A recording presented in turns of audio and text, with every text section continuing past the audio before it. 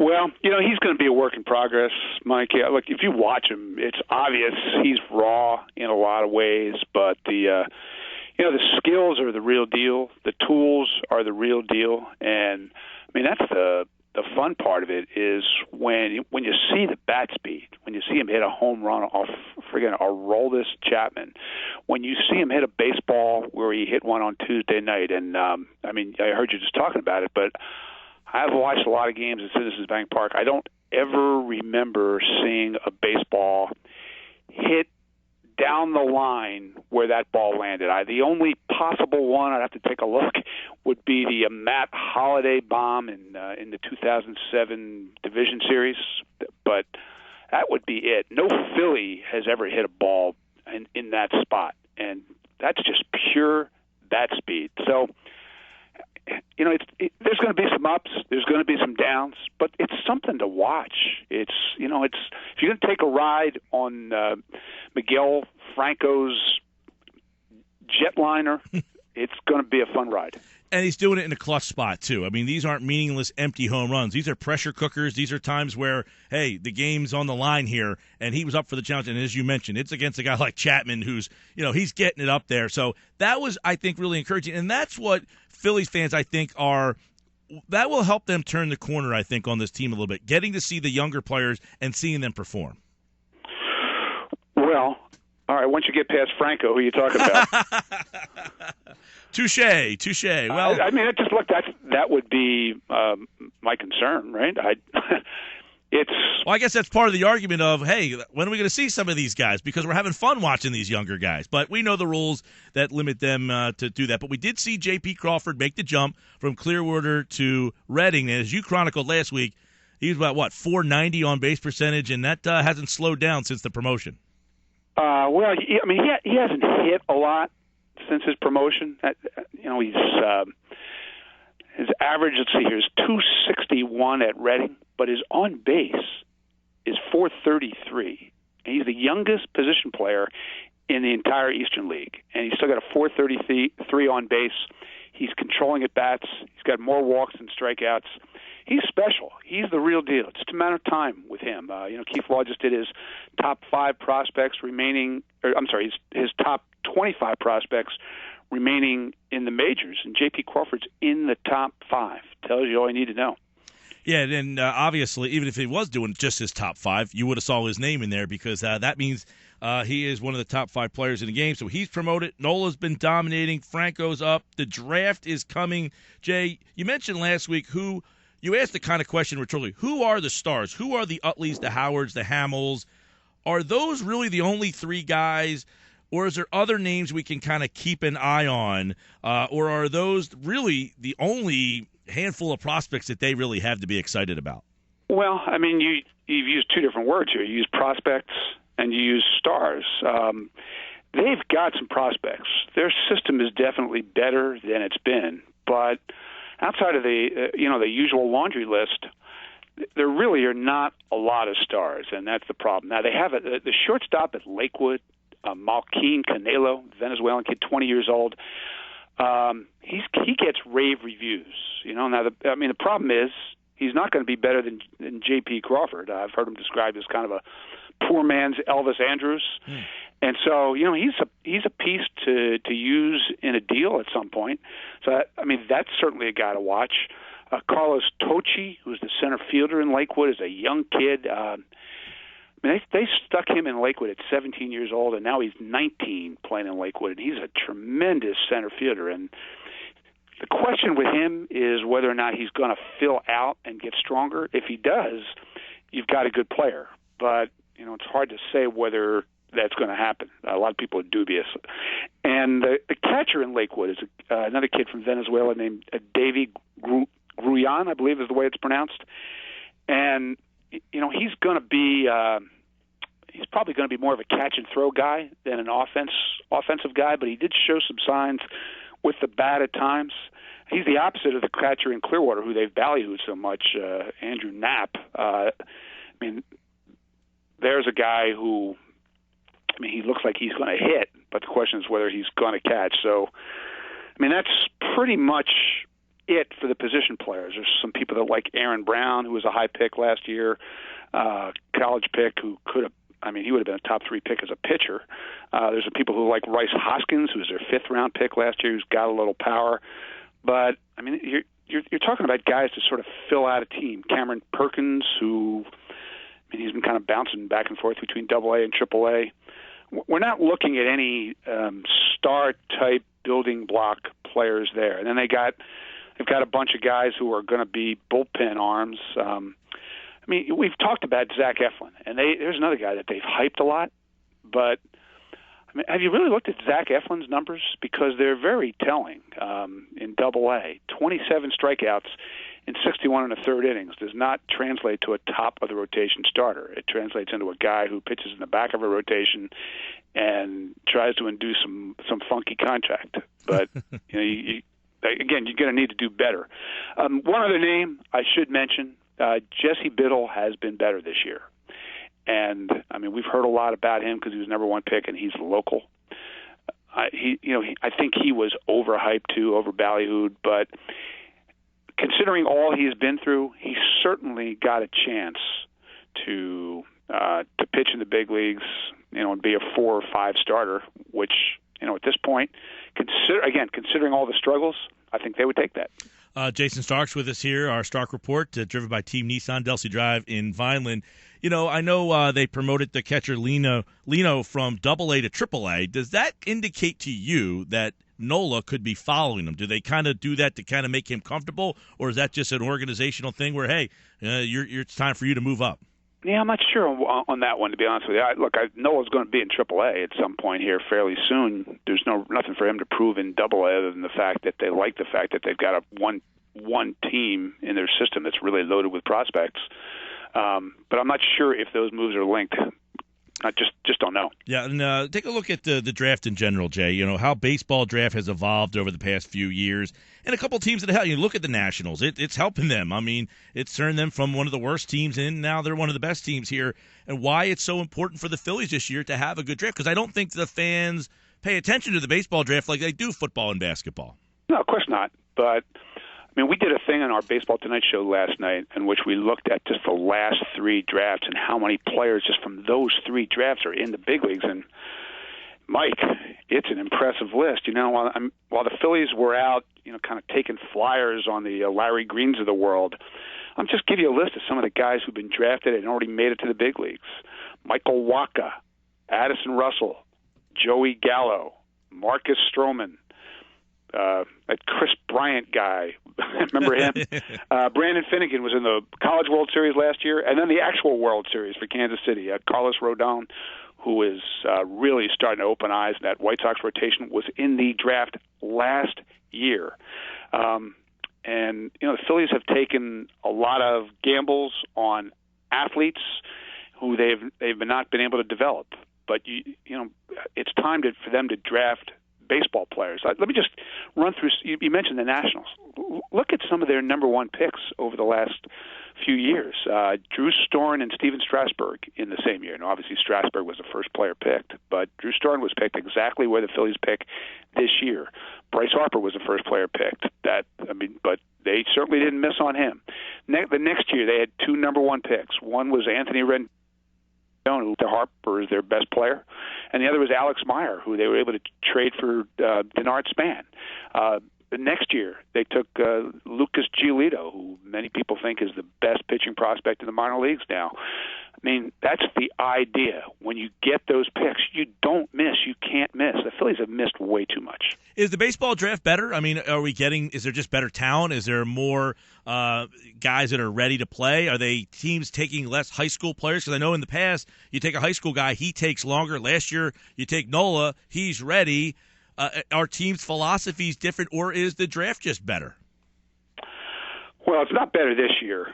I've had 2 scouting directors tell me here in the last few days they don't think there is an impact player in this draft. You have guys with tools who could turn into somebody who, it's all about projection. And if you guess right and you develop right, you're going to find some players. But this is not a good year to have the number 10 pick. And this is one of those years where it's going to be an interesting test of the Phillies' philosophies with a new scouting director, how much influence Rubin has. He's going to want college players who are close, and how much influence Pat Gillick exerts now that he's so heavily involved. I'm sure he's going to say, take the most talented player, no matter how far he is from the big leagues. That's hard for the Phillies to do. You remember last year they took almost all college players, right, at the top 10 picks. And that was a mandate that came from on high, because that's not something that Marty Wolver had ever done in the past. And it does tell you something. I mean, teams are looking for those college kids who are finished products. You know exactly what they're going to be, and they're close. That's what Aaron Nola was last year. They would love to find a guy like that this year. Jayson Stark's with us here. Jake Diekman sent down. Justin DeFreitas has been kind of inconsistent. These are two younger guys, and it looked like coming in with Giles and DeFreitas and Diekman that they had some young pieces in their bullpen, and that was the first area of this rebuild or retool that was pretty solid. Diekman sent down, DeFreitas inconsistent. Does this kind of set the bullpen back a little bit, or is that just, hey, that's baseball? The bullpen is not something that you can ever figure out. Yeah, well, that is bullpens. I mean, it's just incredible, the inconsistency of bullpens and relief pitchers from year to year. I've often joked with some of my friends in front offices that you'd be better off going out every winter and signing all the relievers who had bad years the year before, because they weren't abused, they weren't overpitched. And I mean, some of that is what we're seeing now. And obviously Ken Giles has figured it out, and he's having a tremendous year. But what's happened with Jake Diekman is really hard to fathom. Jake, you watch his delivery, and obviously there's a lot of moving parts, and you could see why the guy would have trouble repeating his delivery and how that could cause some command issues. But he never got hit, and he certainly never got hit by left-handers. Now, this season, left-handers hitting .344 against him with as many walks as strikeouts. Last year, they hit .239 against him with 38 strikeouts and 5 walks. That tells you just how screwed up he's been. The first batter he faces reaches base 48% of the time. Wow. With a guy with his stuff, it's almost impossible. So he needs to go down and regroup. And his stuff's still there, arm's still there, velocity's still there. He's salvageable. There's no doubt that he's salvageable, but he needs a lot of work. Right. I think Justin DeFreitas is a guy who he was probably never going to be your eighth inning guy anyway. And if you look at it, his numbers, watch him pitch, his strikeout rate is still there, but too many walks, too many inherited runners, and they just haven't really found enough depth around the two guys at the back. Yeah, Diekman, 100 strikeouts last year. He obviously, as you mentioned, has the stuff. He has the arm, and he was hitting 98 on the gun the other night when I was there. So he still can be salvageable. I agree with you there. Jayson Stark with us here, driven by Team Nissan. Don't forget, Jayson Stark's got a couple of book signings this summer, Father's Day, coming down the shore Saturday at Barnes & Noble in Montgomeryville, PA from 3 to 5. On Tuesday at the Conshohocken Brewery from 6 to 8 p.m. So right after our show's done, head on up there for the book signing. Saturday, June 13th, Barnes & Noble, Oxford Valley, 3 to 5. And then the following Saturday in Marlton, New Jersey at Barnes & Noble. So a couple of book signings. Don't forget to check out Jayson's book for the Father's Day and, of course, the summer beach reading. Everybody come. Of course, we haven't had a beach day, so that's unfortunate. But hopefully you buy the book and it'll bring out the sun. You'll buy the book and the sun will start coming out for us. Everybody go out there and get that book and get summer here for us. And go ahead, can't guarantee that, but it sounds good. Let's take a look at some other things. Last night, and I know that play at the plate is being discussed a lot. If Ruiz just catches the ball and tags the bag or tags the plate, we're not talking about this, but are the catchers and are the players in favor? It seems like it's such a rule that is being criticized. I've written a lot about this rule, talked a lot about this rule, talked to a lot of people in baseball about this rule, and what people do forget is it has accomplished what it was meant to accomplish. We have, ever since they went to this, we have not had one catcher who's been blown up at home plate, and that's huge. So for the most part, the rule has worked, but you run into problems in a couple of areas. One, you have situations where you can see the runner's just confused what he's allowed to do and what he's not allowed to do. And like scoring a run is kind of important, so you just hate to see that. And the other thing is plays like last night where the wording of the rule is murky. Now, Carlos Ruiz clearly blocked the plate, right? Clearly. But if you remember last year, they quote unquote clarified the rule to deal with players like to deal with plays like this. And let me try to explain what the thinking was. They were trying to tell umpires that you should not interpret the wording of the rule so literally that a guy who is out by 20 feet is then called safe. And we had some plays like that here in Philadelphia last year. Remember the famous Ryan Howard play last year? He never even touched the plate. Right? He was out by 25 feet, but because the catcher blocked the plate, he was called safe. And so last night could have fallen under that interpretation for me because the runner's out by, 15 feet? The runner's out easy. The throw beats him easy. But the other side of the coin is, because Carlos Ruiz brain-locked on it, does he deserve the benefit of the doubt? All you have to do is tag the plate, and none of that comes into play. And so, I don't know if that was part of their thinking or not, but when you run into a situation where they review the play for almost 5 minutes and it's clearly a tough call, I don't think the catcher gets the benefit of the doubt when he has messed up the play that badly. It's the old you're out for not sliding when you're a kid, Hey, you might have beat the throw and it was close enough, but you're out for not sliding. That's what here's the thing. When you're clearly out, no matter what the rule says, you need to be out. Right? And that's what should have happened last night. I was in Bristol. I was up at ESPN, and when that play happened, we had so much conversation in our green room before our show. And Eric WENJ was there. He's a former manager, former catcher, and he was so aggravated by that play on so many levels. We've just kind of run through them, but it bothered him that a catcher as good as Carlos Ruiz would forget the situation. But it also bothered him that the throw beats him, he applies a tag, and the guy's safe.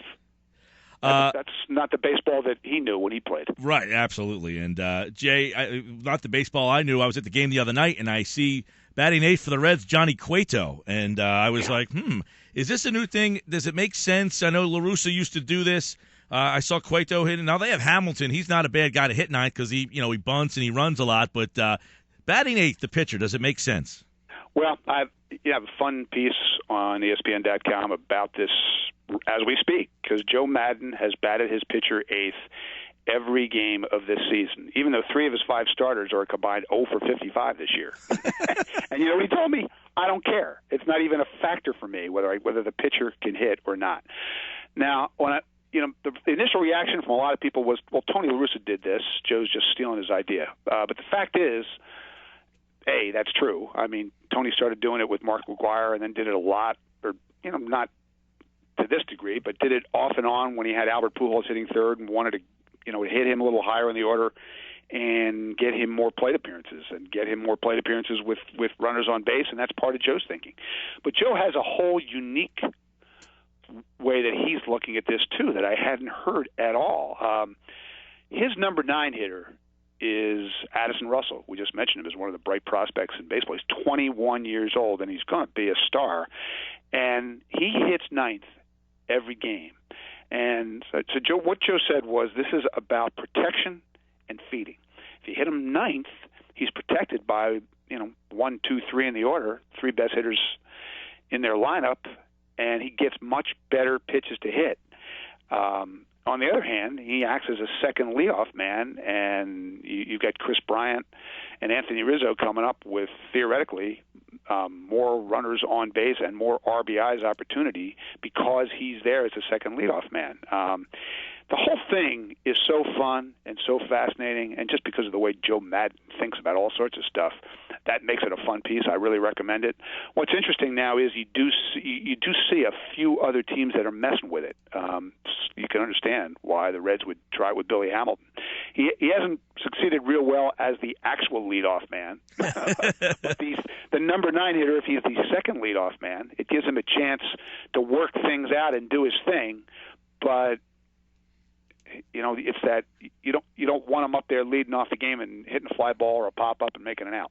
Last thing with Jay, how historically bad is this Phillies offense that we're watching? That they're going to face a team tonight that has 8 shutouts in the month, and you put them up against this Phillies lineup. This could be a tough weekend for the offense. Well, I mean, they had a couple of fun rallies late in the game against the Reds, and I understand that. But when you take a step back and look at the offense, here's what you see.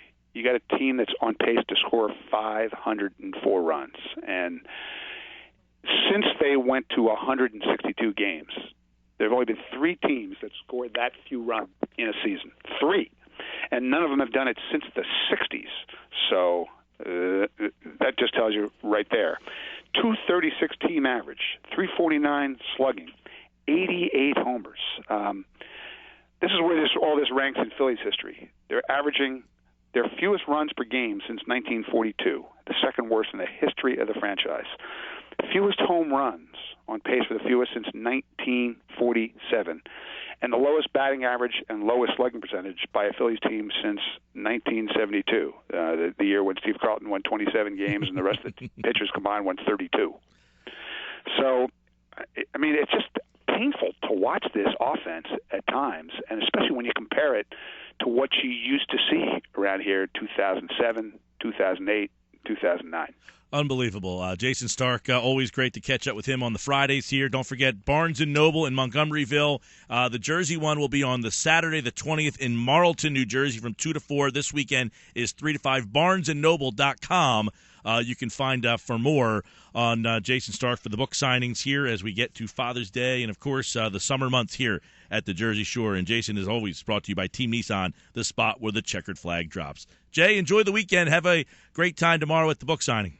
Thanks, man. Have a great weekend, Mike.